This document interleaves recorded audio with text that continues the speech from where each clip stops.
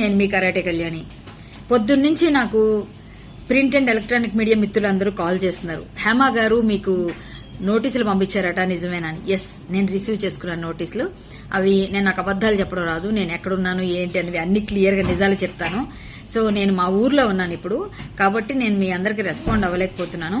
విజయనగరంలో ఉండడం వల్ల నాకు నోటీసులు నేను తీసుకున్నాను, నా పనుల మీద నేను వచ్చేసాను.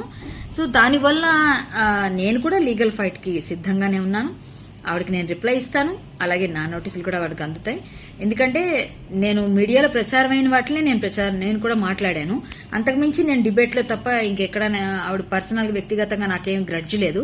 అలా ఉంటే మా అసోసియేషన్లో ఆవిడ పైన వేసిన సస్పెన్షన్ ఎత్తివేసేటప్పుడు నేను కూడా మాలో జాయింట్ సెక్రటరీగా నేను కూడా ఓటు వేసింది ఆవిడకే. సరేలేండి, అయింది, దానికి సంబంధం లేదు, ఆవిడ్ని మనం సస్పెన్షన్ పెట్టడం కరెక్ట్ కాదు, తీసేసేయండి అని నేను కూడా సపోర్ట్ చేశాను. నాకు పర్సనల్ గ్రడ్జ్ ఆవిడ పైన ఉంటే నేను ఆ సస్పెన్షన్ టైంలో కూడా నేను ఆవిడకి ఓటు వేయకూడదు కదా మరి.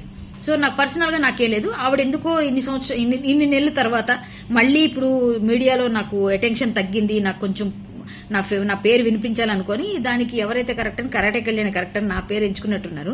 సో నా మీద ఏదో 5 కోట్లకి వాయిదా ఏదో దావా వేస్తున్నట్టుగా ఏదో పంపించారు.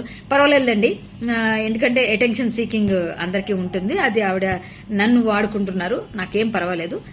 ఎట్టి పరిస్థితుల్లోనూ నేను rule is rule for all. నేను లీగల్ ఫైట్కి వెళ్తాను. ఎక్కడ మనం తగ్గేదే లేదన్నట్టుగా అస్సలు మనం తగ్గం. కాబట్టి మన తప్పే లేదు ఇందులో. మీడియా అందరి మీద వేసిన తర్వాత నా మీద వేయాలి, ఎందుకంటే మీడియాలో వచ్చిందే నేను ప్రచారం చేశాను.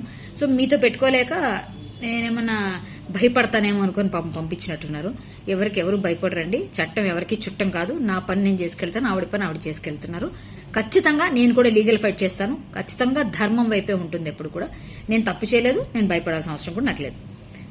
Thank you so much. నమస్తే.